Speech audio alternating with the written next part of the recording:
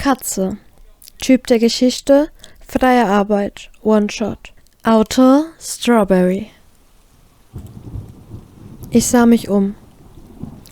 Der Himmel war dunkel, beleuchtet mit tausenden Sternen. Mein Körper pulsierte, ich spürte, wie das Blut meine Ader entlang floss. Ich stieß mich vom Boden ab. Mein Atem beschleunigte sich. Ich steckte meine Hand aus und zog sie wieder zurück. Meine Hand fuhr über meine Haut. Es kribbelte und versetzte mir kleine angenehme Stromschläge. Der Stoff meines Pullis wölbte sich, verformte sich in unterschiedlichen Richtungen. Mein Pulli fing an, sich auszudehnen. Fange ich an zu wachsen? Werde ich dicker? Ich befürchtete, dass mein Pulli zerreißen würde, doch da steckte mein Kater sein Köpfchen aus meinem Ärmel heraus. Fasziniert sah ich ihn an. Seine Augen spiegelten den Himmel wider, lauter Sterne spiegelten sich darin.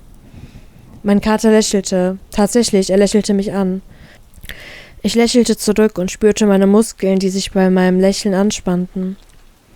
Ich steckte meine Hand nach meinem Kater aus. Ich wollte sein warmes, flauschiges Fell anfassen. Wie würde es sich für mich wohl anfühlen? Doch mein Kater schien an Gewicht abzunehmen. Es sah aus, als würde man die Luft aus einem Ballon entweichen lassen. Wie eine Schlange schlängelte sich mein Kater aus den Ärmel und kam mit einem Platsch auf den Boden auf. Übrig blieb von ihm nur eine schwarze Pfütze. Ich sah hinein und es war, als würde mich die gelb funkelnden Augen meines Katers aus der schwarzen Pfütze aus ansehen. Die Pfütze sammelte sich, nahm die Konsistenz wie Schleim an und verformte sich in die Gestalt meines Katers. Ich grinste und ging auf ihn zu. Ich wollte sein weiches Fell streicheln, doch mein Kater zuckte kurz mit dem Schwanz und rannte davon. Seine Bewegungen waren fließend wie Wasser, kräftig wie ein Fels und schnell wie der Wind.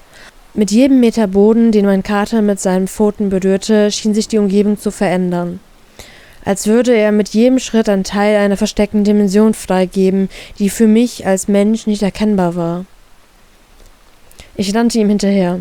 Trotz dessen, dass hier nicht der geringste Windhauch existierte, wölbte sich meine Kleidung, als würde ich ordentlich Gegenwind bekommen. Der Boden änderte sich, nachdem mein Kater diesen berührte.